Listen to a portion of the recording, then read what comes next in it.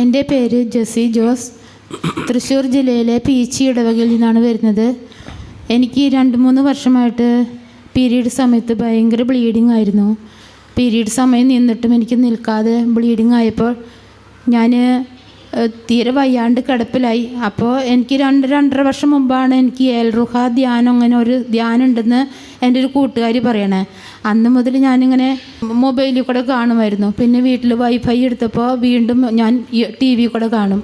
അങ്ങനെ ചിലപ്പോൾ 1, 2, 3 എപ്പിസോഡൊക്കെ ഇരുന്ന് കാണും. പക്ഷേ ഈ ജൂലൈ മാസത്തിൽ എനിക്ക് ബ്ലീഡിങ് അധികമായിട്ട് തീരെ വയ്യാണ്ട് ഞാൻ ആശുപത്രിയിൽ അഡ്മിറ്റായി.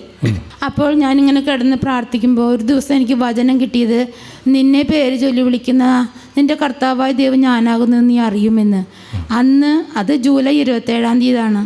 അന്ന് അച്ഛൻ ശാലോമിലെ അച്ഛൻ്റെ എപ്പിസോഡ് ഉണ്ടായിരുന്നു. അപ്പോൾ അതിൽ അച്ഛൻ എൻ്റെ പേര് ചൊല്ലി വിളിച്ചു. ആ വചനം കിട്ടിയ അന്ന് തന്നെ വൈകുന്നേരം ജെസ്സി അങ്ങനെ വിളിച്ചു. അതിനുശേഷം പിന്നെ ഞാൻ DNCക്ക് പോയി എൻ്റെ യൂട്രസ് റിമൂവ് ചെയ്യണമെന്നാണ് പറഞ്ഞത്, ബ്ലീഡിങ് നിൽക്കാത്തതുകൊണ്ട്.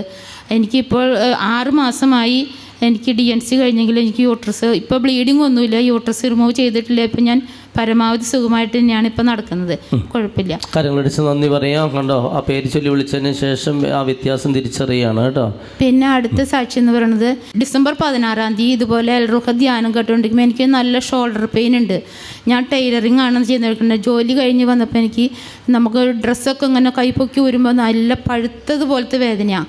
അപ്പം ഞാൻ ഇതുപോലെ അച്ഛൻ്റെ ധ്യാനം അപ്പം നടന്നുകൊണ്ടിരിക്കും. ഞാനപ്പോൾ പുറം വേദനയായതുകൊണ്ട് കിടന്നിട്ടാണ് കേട്ടത്. അപ്പം അച്ഛൻ കിടന്ന് കേട്ടുകൊണ്ടിരിക്കുമ്പോൾ അച്ഛൻ പറഞ്ഞു, ഷോൾഡർ പെയിൻ ഉള്ള ഒരാളെ സുഖപ്പെടുത്തുമെന്ന് പറഞ്ഞു. ഞാൻ വേഗം കട്ടുമെന്ന് എഴുന്നേറ്റ് കൈ പൊന്നിച്ച് നോക്കിയപ്പോൾ എനിക്ക് ഷോൾഡർ പെയിൻ ഇല്ല. കൈ ഉയർത്താൻ പറ്റാത്ത പോലെ വേദനയായിരുന്നു, അതില്ല. അപ്പോൾ പിന്നെ അത് ഡിസംബർ 16-ാം തീയതിയാണ്. ആ ഡിസംബർ 28-ാം തീയതി ഞങ്ങളുടെ പള്ളിയിലേക്ക് അച്ഛൻ ധ്യാനത്തിന് വരികയാണ്. 28-ാം തീയതി വന്നപ്പോൾ ഞങ്ങൾ 28, 29, 30 3 ദിവസമായപ്പോൾ ഞാൻ ധ്യാനം നടന്നുകൊണ്ടിരിക്കുക. പക്ഷേ എനിക്ക് ഷോൾഡർ പെയിൻ മാറിയപ്പോൾ കഴുത്തിന് വേദന ഉണ്ടായിരുന്നു. അത് കഴുത്തിന് നല്ല വേദനയായിരുന്നു. അപ്പോൾ അച്ഛൻ അതിൽ വിളിച്ചു പറഞ്ഞു, ഷോൾഡർ പെയിൻ മൂലം കഴുത്തിന് വേദന എടുക്കുന്ന ഒരാളെ സുഖപ്പെടുത്തുന്നത്. ഞാൻ നോക്കുമ്പോൾ കഴുത്തിന് വേദന പോയി. എനിക്ക് ഭയങ്കര സന്തോഷമായി. ഞാൻ കൈയടിച്ച് അച്ഛനോടൊപ്പം സ്തുതിച്ച് കൈയടിച്ച് എനിക്ക് ഭയങ്കര സന്തോഷമായി. അപ്പോൾ അതും എൻ്റെ മാറിക്കിട്ടി. പിന്നെ അടുത്തത് എന്താണെന്ന് വെച്ചിട്ടുണ്ടെങ്കിൽ, അച്ഛൻ ഈ വെഞ്ചരിച്ച ഉപ്പ് അതിനെക്കുറിച്ചൊക്കെ പറയായിരുന്നു. അപ്പോൾ നമ്മുടെ വീട്ടിൽ കുറച്ച് നാളായിട്ട് വെഞ്ചരിച്ച ഉപ്പൊക്കെ ഇരിക്കുന്നുണ്ട്. അപ്പോൾ അച്ഛന്മാർ പറയണ പോലെ സ്ഥലത്തൊക്കെ വിതറുക, അങ്ങനെ ബന്ധനാവസ്ഥകളൊക്കെ പോകുമെന്ന് പറയായിരുന്നു. അപ്പം ഞാൻ അങ്ങനെ ഇട്ടുണ്ട്. പക്ഷേ അച്ഛൻ ഞങ്ങളുടെ അടുത്ത് പറഞ്ഞത്, ധ്യാനത്തിന് വന്നപ്പോൾ നിങ്ങൾ ശക്തമായി എറിയണം ഉപ്പ് എന്നൊക്കെ നിങ്ങൾ പ്രാർത്ഥിച്ചിട്ടുണ്ട്, വിശ്വാസ പ്രമാണം ചൊല്ലിയിട്ട് ശക്തമായി എറിയുക, അപ്പോഴാണ് ബന്ധനാവസ്ഥകളൊക്കെ പോകുള്ളൂ. അപ്പം ഞാൻ എൻ്റെ വീട്ടിലൊരു 5 വർഷമായിട്ടൊരു മാവ് 5 വർഷം മുമ്പ് കായ്ച്ചതാ. 2 മാമ്പഴം ഉണ്ടായി, ഞങ്ങൾ തിന്നതാ. പിന്നെ അത് കായ്ക്കണില്ല. ഞാൻ എന്തെല്ലാം ചെയ്തിട്ട് അത് കായ്ക്കണില്ല.